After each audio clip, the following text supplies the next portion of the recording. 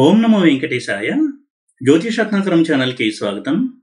ఈ వీడియోలో జ్యోతిష్యంలో ఉన్నటువంటి కొన్ని అనుమానాలు కావచ్చు, కొన్ని కాన్సెప్ట్స్, అలాగే జ్యోతిషం పేరు మీద జరుగుతున్నటువంటి కొన్ని విపరీత ధోరణులు, వీటి గురించి కొంతవరకు డిస్కస్ చేద్దాం అనుకుంటున్నాను. ఎందుకంటే ఈ మధ్య మీరు గమనించినట్టయితే నా వీడియోస్లో కొంతవరకు టెక్నికల్ వీడియోస్ చేస్తూ అప్పుడప్పుడు ఇటువంటి కొంత నాలెడ్జ్ షేరింగ్ అనండి, లేదా ఇన్ఫర్మేటివ్ వీడియోస్ కూడా చేయాలనుకుంటున్నాను. ఆ ప్రయత్నంలో భాగంగానే కొంతవరకు జ్యోతిషంలో జరుగుతున్నటువంటి దురాచారాలు కావచ్చు, జ్యోతిషం పేరుతో చేస్తున్నటువంటి ఒక మితిమీరినటువంటి వ్యవహారాలు కావచ్చు, వీటిని గురించి కూడా నేను కొంతవరకు ప్రస్తావన చేస్తూ వస్తున్నాను.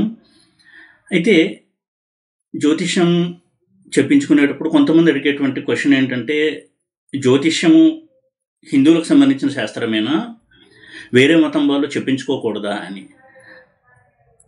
ఇది నిజంగానే కొంతవరకు సహేతుకమైనటువంటి ప్రశ్న. దీన్ని అడ్రస్ చేసి సమాధానం చెప్పవలసినటువంటి ప్రశ్న. జ్యోతిషం అనేది కేవలం హిందువులకు మాత్రమే సంబంధించినటువంటి శాస్త్రం కాదు. ఎందుకంటే జ్యోతిష సూత్రాలు రచించినప్పుడు, ఉదాహరణకి మనం ఇప్పుడు అందరూ ఫాలో అవుతున్నటువంటి శాస్త్రము పరాశర హోరశాస్త్రం, బృహత్ పరాశర హోరశాస్త్రం. పరాశరుడు కలియుగానికి ముందు ద్వాపరయుగంలో ఈ సూత్రాలను రచించడం జరిగింది. అయితే పరాశరుడు కంటే ముందు ఏ సూత్రాలు ఉండేవి అనేది మనకి అంత క్లారిటీ లేదు. ఉదాహరణకి ఇప్పుడు ఉన్నటువంటి మన్వంతరంలో, ఇప్పుడు ఉన్నటువంటి ఈ మహాయుగంలో, ఇప్పుడు మనం 28వ మహాయుగంలో ఉన్నాము, వైవస్వత మన్వంతరంలో. అందులో కలియుగం ముందు వచ్చిన ద్వాపరయుగం గురించి, పరాశరుడు గురించి మనం చెప్పుకుంటున్నాము. శ్రీరామావతారం వచ్చింది 24వ మహాయుగంలో, అంటే 4 మహాయుగాల వెనకాల. అప్పుడు ఏ సూత్రాలు ఉండేవి మనకు తెలియదు. అయితే కలో పరాశర అన్నారు, అంటే కలియుగంలో పరాశర స్మృతి ప్రమాణం అని చెప్పడం జరిగింది. కాబట్టి పరాశర సూత్రాలు మనం ఫాలో అవుతున్నాం. ఆ సూత్రాలు రచించే టైంకి ఇన్ని మతాలు అనేవి లేవు. ఎందుకంటే అప్పుడు సంస్కృతం వాడుక భాషలో ఉండేది, ఇంట్లో కూడా సంస్కృతంలో మాట్లాడుకునేవారు. ఇప్పుడు చాలా రీజనల్ లాంగ్వేజెస్ వచ్చేసాయి, ప్రాంతీయ భాషలు వచ్చాయి. ఇప్పుడు ఉన్నటువంటి వాతావరణం, ఎన్వైర్న్మెంట్ అంతా వేరు. అందుకే ఈ ఋషులు చెప్పినటువంటి శాస్త్రంలో కూడా వైదికపరమైనటువంటి దేవతల ప్రస్తావనే ఉంది తప్ప వేరే మతాల గురించి ప్రస్తావన లేదు. అయితే ఇక్కడ అర్థం చేసుకోవాల్సింది, జ్యోతిష శాస్త్రము మనిషి యొక్క భవిష్యత్తును గురించి, అతని యొక్క లక్షణాల గురించి చెప్పేటువంటి శాస్త్రము, సత్యాన్ని చెప్పేటువంటి శాస్త్రము. అతని జీవితం ఎలా ఉంటుంది అని చెప్పేది జ్యోతిషము. వారు ఏ దేశంలో పుట్టిన వారైనా కావచ్చు, ఏ మతంలో పుట్టిన వారైనా కావచ్చు, ఈ సూత్రాలు అప్లై అవుతాయి. అయితే పరిహారాల విషయానికి వచ్చినప్పుడు వేరే మతాల వారికి వారి మతానికి అనుగుణంగా ఎటువంటి పరిహారాలు చేసుకోవాలి అనేది ఎక్కడా చెప్పబడలేదు. కాబట్టి ఇది హిందూ మతానికి సంబంధించినటువంటి ఒక శాస్త్రంగానే ఒక భావన చాలా మందిలో ఉండి ఉండవచ్చు. కానీ ఇదొక సైన్స్. హ్యూమన్ లైఫ్కి సంబంధించినటువంటి, మనిషి యొక్క జీవితానికి సంబంధించినటువంటి ప్రెడిక్షన్స్ని చెప్పేటువంటి సైన్స్ జ్యోతిష్యము. అందులోనూ సత్యాన్ని చెప్తుంది, వెలుగును చూపిస్తుంది జ్యోతిషము. వెలుగును చూపించే సైన్స్ జ్యోతిషము. భయపెట్టి వాళ్ళ వీక్నెస్ని ఆధారంగా డబ్బులు చేసుకునే సైన్స్ జ్యోతిష్యం కాదు. సత్యాన్ని చెప్పడము, ఇలా ఉండబోతోంది కాబట్టి జాగ్రత్తగా ఉండు, నిన్ను నువ్వు దానికి అనుగుణంగా మార్చుకో అని చెప్తుంది తప్ప విస్తృతంగా పరిహారాల గురించి చర్చ ఎక్కడ చేయబడలేదు జ్యోతిష శాస్త్రంలో. ఎంతోమంది ఋషులు పరాశరుడు తర్వాత ఆయన రచించిన సూత్రాలకి కంటిన్యూషన్గా చాలా సూత్రాలు రచించారు.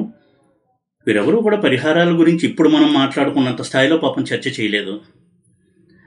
అయితే ఈ రోజుల్లో జ్యోతిష్యం అనేది పాపాలను కడిగే విద్యగా, సమస్యలు వస్తే పరిహారం చేసుకుని తొలగించుకునే విద్యగా ప్రాచుర్యం అనేది పొందింది. ఇది చాలా బాధాకరం. మనకి జ్వరం వస్తే డాక్టర్ దగ్గరికి వెళ్తే మందు ఇస్తే తగ్గిపోతుంది అని ఎలా అనుకుంటామో, జీవితంలో సమస్య వస్తే ఒక జ్యోతిష్యుడి దగ్గరికి వెళ్తే ఆ సమస్య పోతుంది అనేటువంటి భావన కల్పించారు. ఇది చాలా ప్రమాదకరం. దీని గురించి నేను ఇంతకుముందు వీడియోలో కూడా చెప్పాను, దయచేసి ఆ వీడియో చూడొచ్చు. మళ్ళీ అదే ఇప్పుడు రిపీట్ చేయడం కూడా కరెక్ట్ కాదు అని దాని గురించి ఎక్కువగా డిస్కస్ చేయట్లేదు. అయితే జ్యోతిషం అనేది ప్రతి వాళ్ళకి అప్లై అయ్యేటువంటి శాస్త్రం ఇది. ఇక జ్యోతిషం పేరుతో సాగుతున్నటువంటి విపరీత పోకళ్ళు కనుక చూసినట్టయితే ఒక్కొక్కసారి జ్యోతిష్యం పేరు మీద చాలా విచిత్రమైనటువంటి డిస్కషన్స్ కూడా జరుగుతూ ఉంటాయి. ముఖ్యంగా ఈ యూట్యూబ్ ఛానల్స్లో కావచ్చు, టీవీ మీడియాలో ఎవరో ఒకరిని తీసుకొచ్చి కూర్చోబెడతారు, వారు పొలిటికల్ అనాలిసిస్ చేస్తూ ఉంటారు. అయితే ఇక్కడ తెలుసుకోవాల్సింది పరాశర సూత్రాలు కాదు, ఏ సూత్రాలు చూసినా కానీ ఎవరు ముఖ్యమంత్రి అవుతారు, ఎవరు ప్రధానమంత్రి అవుతారు అని సూత్రాలు అయితే లేవు. అయితే ఎప్పుడూ కూడా కాలానుగుణంగా మనం ఆ సూత్రాలను అర్థం చేసుకుని వాటికి అనుగుణంగా మనం రీసెర్చ్ని జోడించి కొంతవరకు ప్రెడిక్ట్ చేయొచ్చు, చెయ్యాలి కూడా. అయితే అది టెక్నికల్గా ఉండాలి.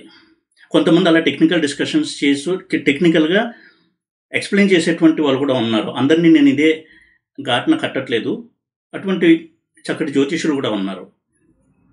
ఒక ఎలక్షన్ వచ్చిన సమయంలో ఇలా ఇలా ఉంటుంది పరిస్థితి, కాబట్టి ఈ వ్యక్తికి అవకాశాలు ఎక్కువ ఉన్నాయి, స్ట్రాంగ్గా ఉంది అని చెప్పే ప్రయత్నం చేస్తున్నారు.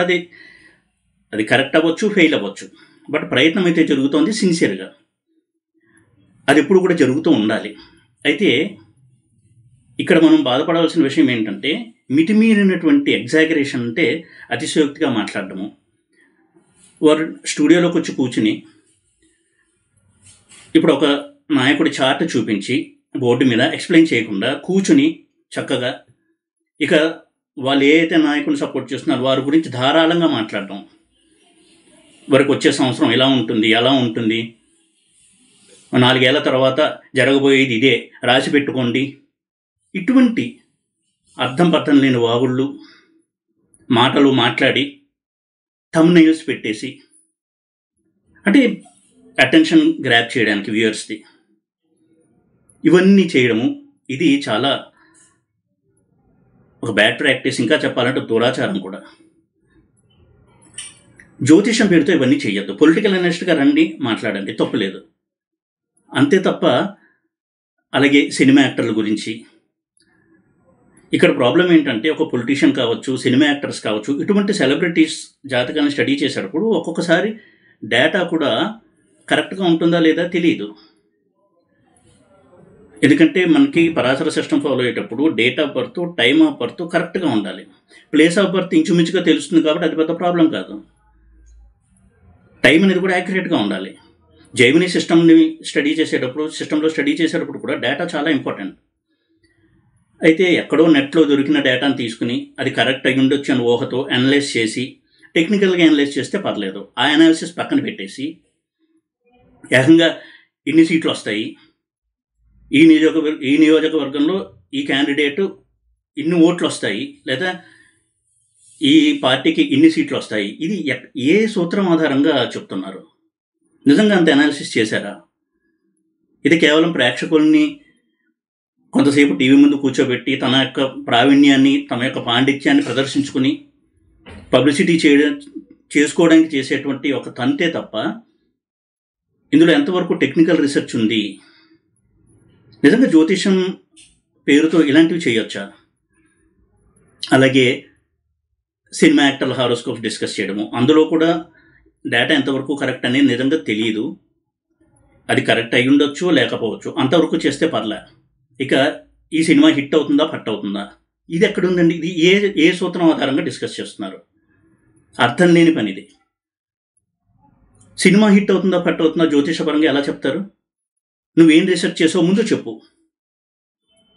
మేబీ నీ దగ్గర అటువంటి రీసెర్చ్ జరిగి ఉంటే, నువ్వు చేసి ఉంటే టెక్నికల్గా పరాశర సిస్టంలోనే అనుకుందాం కొని ఎటువంటి అనాలిసిస్ చేశావు, గ్రహాల పరంగా, స్థానాల పరంగా, దశల పరంగా నీ అనాలిసిస్ ఏంటి అని చూపించప్పుడు చెప్పచ్చు కదా. చూపిస్తే అప్రిషియేట్ చేస్తాం కదా. అది చెయ్యరు. ఇకపోతే వాళ్ళు కేవలం టెక్నికల్గా ఎక్స్ప్లెయిన్ చేసినంత మాత్రాన ప్రేక్షకులందరూ వాళ్ళంత గొప్పవాళ్ళు అయిపోయి ప్రెడిక్షన్స్ చేయలేరు కదా. జ్యోతిషం నేర్చుకోవడం ఒకటి, అలాగే ప్రెడిక్షన్ చేయడం అనేది ఇంకొకటి. ప్రెడిక్షన్స్ చేయడానికి చాలా కాంబినేషన్స్ ఉండాలి. అయితే సబ్జెక్ట్ నేర్చుకోవచ్చు. సబ్జెక్ట్ని ఇతరులకు నేర్పించడం తప్పే ఉంది. సరే, ఒకవేళ వారు కూడా ప్రెడిక్షన్స్ చేయగలిగితే మంచిదే కదా. నీ వల్ల ఒక వ్యక్తి ఉపయోగపడుతున్నాడు కదా. చేయకూడదు. కేవలం తమ యొక్క వాగ్దాటిని ప్రదర్శించడం, టెక్నికల్ డీటెయిల్స్ శూన్యం, ఇక వాళ్ళ ఇష్టం.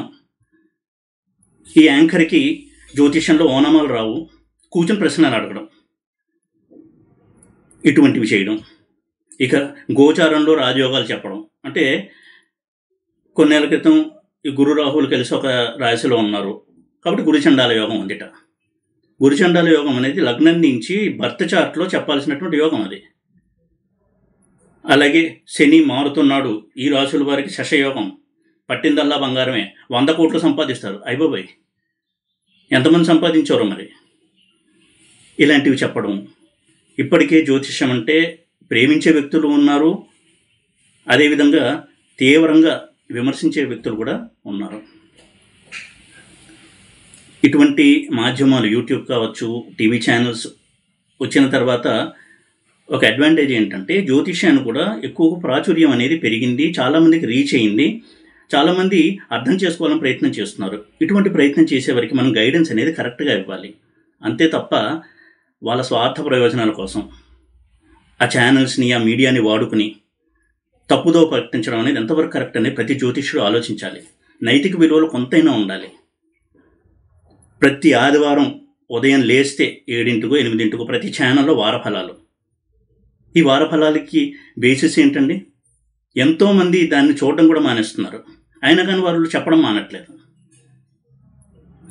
అది పక్కన పెడితే దినఫలాలు, ఇది ఏ బేసిస్ మీద చెప్తారు అనేది ఎవరికీ తెలియదు. పోనీ చంద్రుడి ప్లేస్మెంట్ ఆధారంగా చెప్తున్నామంటే ఒక రాశిలో చంద్రుడు 2.5 రోజులు ఉంటాడు. మరి ఈరోజు రేపు కూడా అదే రాశిలో ఉన్నప్పుడు నువ్వు దేనాధారంగా దినఫలాలు చెప్తున్నావు? దానికి ఏదో ఆన్సర్ చెప్తారు. ఇక అది పరాశరుడు చెప్పాడా ఎలా చెప్పాలో దినఫలాలు? ఏ ఋషి అయినా చెప్పాడా? వరాహమిహిరుడు కావచ్చు, సత్యాచార్య కావచ్చు, మంత్రేశ్వర కావచ్చు, ఎక్కడైనా ఉన్నాయి దీనికి సూత్రాలు? ఉండవు. కానీ పొద్దున్నే చక్కగా డెకరేషన్ చేసుకుని వచ్చేసి మంచి మ్యూజిక్, డివైన్ మ్యూజిక్ పెట్టి, బొమ్మలు పెట్టి 12 రాశులకి చెప్పాడు దినఫలాలు. ఈ విధంగా ఎన్నాళ్ళు ప్రజల్ని మిస్గైడ్ చేస్తారు? కొంచెం టెక్నికల్గా కనీసం జ్యోతిష్యానికి అందరూ గౌరవించేటువంటి ఒక వాల్యూని తీసుకొచ్చే ప్రయత్నం చేయొచ్చు కదా. ఇలా చెప్పడం వల్ల మీకేమన్నా ఒరిగిందా? కొన్నాళ్ళకి చూడడం మానేస్తున్నారు ప్రేక్షకులు. రీసెర్చ్ ఓరియంటేషన్తో సబ్జెక్ట్ని ఇంకా నేర్చుకుని 10 మందికి చెప్తాము అనేటువంటి దృష్టితో ఎంతమంది జ్యోతిష్యాన్ని టీవీలో వచ్చి చెప్తున్నారు. ఎందుకంటే టీవీలో వచ్చి చెప్పడం అనేది చాలా పవర్ఫుల్ మీడియం. అది టీవీ కావచ్చు, యూట్యూబ్ ఛానల్స్ కావచ్చు. అటువంటి మీడియాలోకి వచ్చినప్పుడు దాన్ని బాగా వినియోగించి 10 మందికి మేలు చేసే పని చేయొచ్చు కదా. చెయ్యం. అయితే కొంతమంది ఆస్ట్రాలజర్స్ చాలా జెన్యూన్ వర్క్ చేస్తున్నారు. వాళ్ళు ఎక్కువగా టీవీలో కూడా కనపడరు.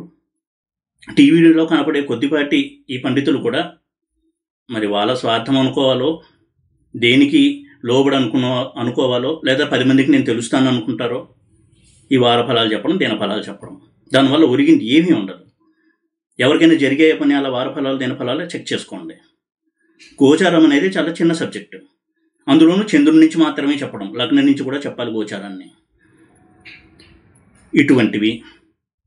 ఇక జ్యోతిష శాస్త్రంలో కోటీశ్వరుని చేయడానికి ఎటువంటి చిట్కాలు లేవు.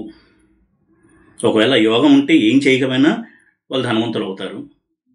యోగం లేకపోతే వాళ్ళంతా కింద మీద పడి దొల్లినా ధనవంతులు కారు. అంత సింపుల్. అంతే తప్ప కొన్ని తంత్ర పూజలు ఇవి చెప్పి వాటిని కూడా జ్యోతిష్యంలో భాగంగా చేసి చెప్పడం అనేది చాలా చాలా దారుణమైనటువంటి అంశము. జ్యోతిష్యంలో చిట్కాలు ఎక్కడ చెప్పారు? ధనవంతుల్ని చేయడానికి జ్యోతిష్యంలో ఎక్కడ చెప్పలేదు. నువ్వు ధనవంతుడు అవుతా లేదా అని చెప్పారు అంతే. అలాగే నీకు పదవి ప్రాప్తి ఉంటుందా లేదా చెప్పారు తప్ప పదవి ప్రాప్తి రావడానికి ఈ యాగం చెయ్యండి, ఆ హోమం చెయ్యండి అని ఎక్కడ చెప్పలేదు జ్యోతిష్యంలో. జ్యోతిష్యంలో చెప్పలేదు. అవి ఏమన్నా తంత్రశాస్త్రంలో, మంత్రశాస్త్రంలో ఉండొచ్చు కాక, జ్యోతిష్యం పేరుతో అవి చెప్పకూడదు. అలాగే వామాచార పూజలు, ఇటువంటి పూజలు చేసి ఓవర్ నైట్గా వాళ్ళని ధనవంతులు చేస్తాము అని చెప్పడము, వారి యొక్క వీక్నెస్ని వాడుకుని మీ ప్రాబ్లమ్స్ అన్ని సాల్వ్ అయిపోతాయని వామాచార పూజలు చేయడము, ఇది జ్యోతిష్యానికి చేస్తున్నటువంటి తీరని ద్రోహం. ఇది పాపం కూడా. చేస్తే చేసుకోగానే దాని జ్యోతిష్యానికి ముడిపెట్టద్దు. నేను జ్యోతిష్యుణ్ణి అని చెప్పుకుని ఇలాంటి పనులు చేయకండి.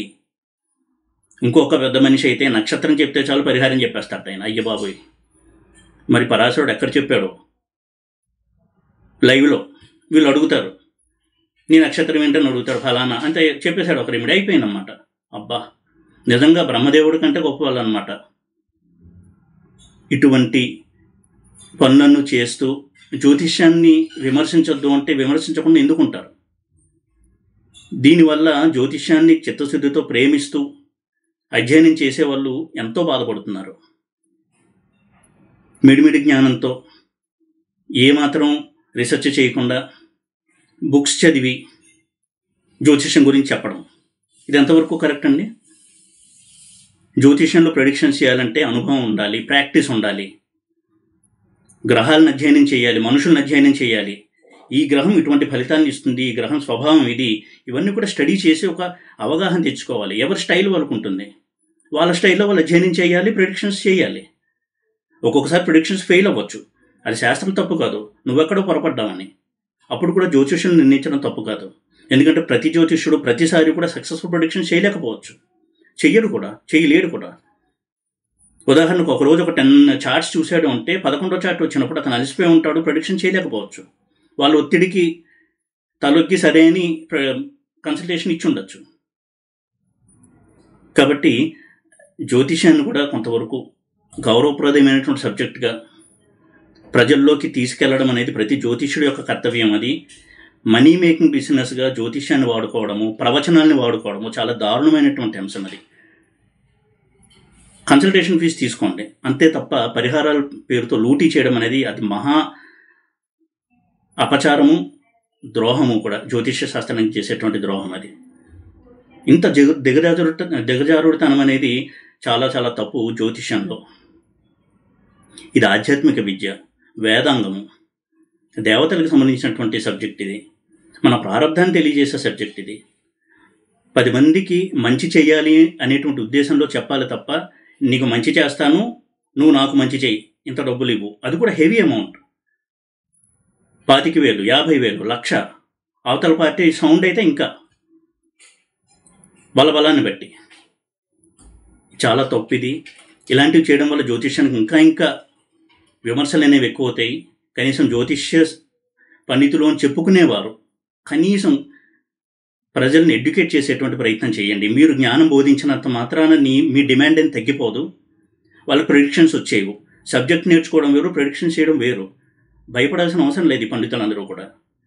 ఎనీవే, ఇలాంటి విషయాలు కొంతవరకు చూస్తున్నప్పుడు టీవీలో కావచ్చు, యూట్యూబ్లో కావచ్చు, చాలా బాధగా అనిపిస్తూ ఉంటుంది. అటువంటి విషయాలు కొంత షేర్ చేసుకుందాము అనేటువంటి ఒక ఉద్దేశంతో వీడియో చేశాను తప్ప ఎవరిని కించపరచడానికి కాదు, మిమ్మల్ని బోర్ కొట్టించాలని అనేటువంటి ఉద్దేశంతో కూడా చేయలేదు. ఈ వీడియో కనుక మీకు నచ్చినట్టయితే లైక్ చేసి, షేర్ చేసి, సబ్స్క్రైబ్ చేయండి. ఓం నమో వెంకటేశాయ.